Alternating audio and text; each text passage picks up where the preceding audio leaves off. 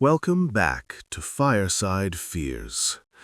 Tonight's tale will make you think twice before bringing anything or anyone home. Turn off the lights, lower the volume, and whatever you do, don't look behind you when the story reaches its end. The Hands That Followed Me Home. An original Fireside Fears horror story.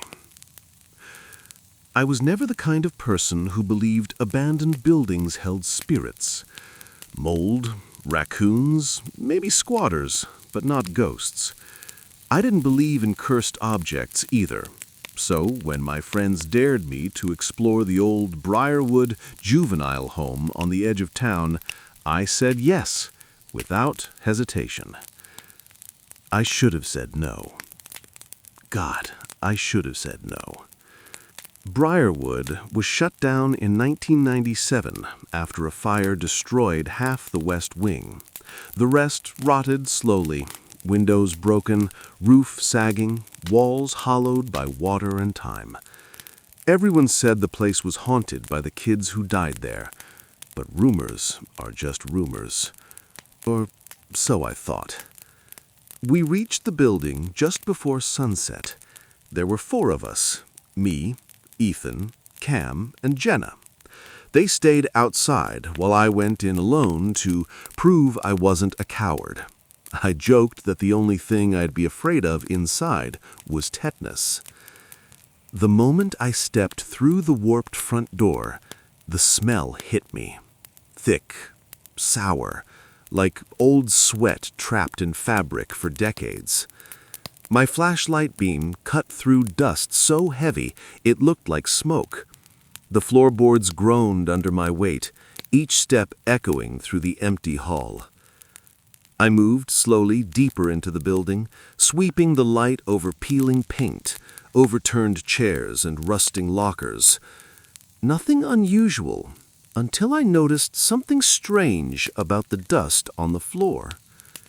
It wasn't undisturbed. There were footprints, small ones, bare ones, dozens. They led down the hall, turning sharply into the left corridor. I followed them, my heart beginning to thud, not in fear, but curiosity. At least, that's what I told myself. The footprints ended at a door marked Dormitory C. The metal knob was cold. Too cold for a building cooked all day by the sun. I pushed it open. The room was empty, except for one object lying perfectly centered on the floor. A small wooden puzzle box. It was carved with tiny symbols, circles, crosses, and what looked like handprints. Dozens of handprints, all overlapping, etched into the wood as if made by fingernails. Something about it felt wrong. But I was already there, already committed, already pretending not to be scared. So, I picked it up. Instantly, the air around me tightened. The temperature dropped so quickly, my breath fogged. The building groaned deep in its bones, like something heavy had just sat down on it.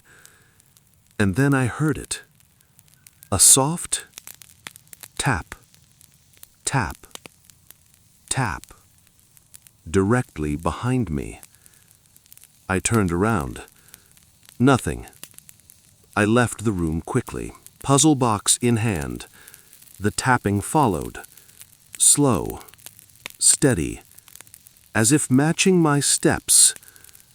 I tried to ignore it. Maybe it was pipes. Maybe it was the building settling.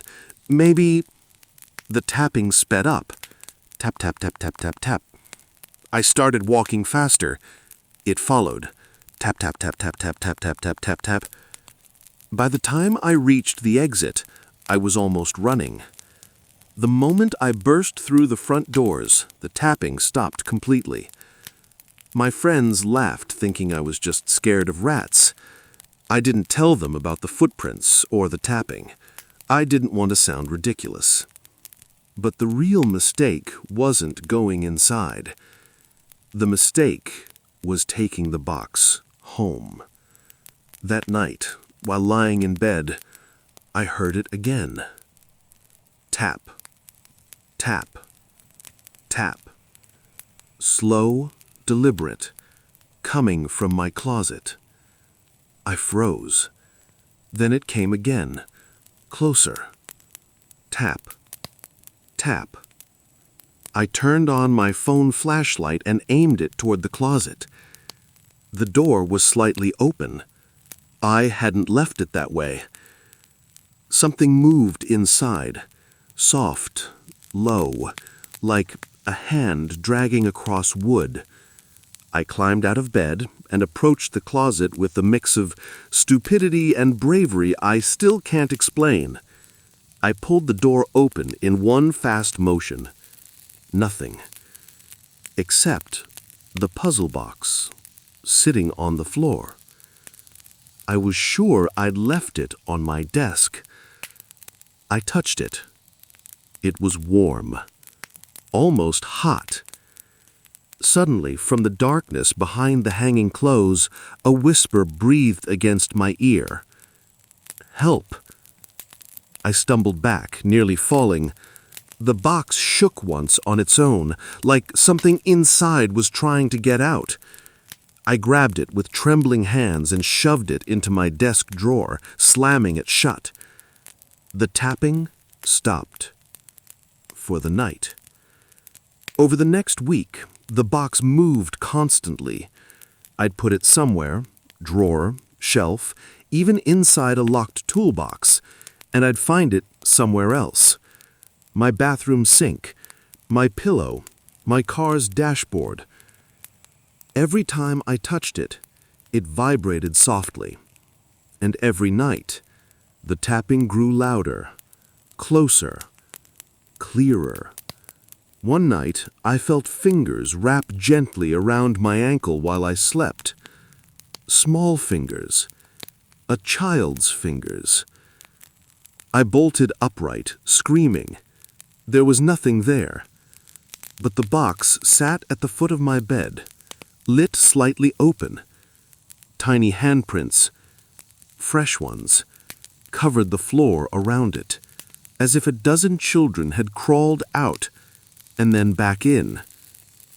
I couldn't keep it anymore. I drove back to Briarwood, alone. The building felt different this time, alert, awake, like it knew I was coming. I walked inside, following the strange pull in my chest until I reached Dormitory C. The air thickened instantly. Whispers filled the room. So many voices. Children, crying, pleading. Let us out. Don't leave again. Stay. Hands, cold, invisible, grabbed onto my arms, my shoulders, my back. Not hurting, just holding, begging. I threw the puzzle box on the floor. It burst open, and dozens of small, pale hands crawled out, disembodied, child-sized, scrambling across the floor like spiders. They reached toward me, grabbing my ankles, pulling, dragging. I ran. I didn't look back. I didn't stop until I reached my car. I never went to Briarwood again. But the tapping still follows me. Every night. Under my bed. In my walls. Inside my home. Because when I left the puzzle box, one of the hands held on to me, and it never let go. If you hear tapping tonight, don't check where it's coming from. Some hands don't want to be found. This has been Fireside Fears. Sleep well, if you still can.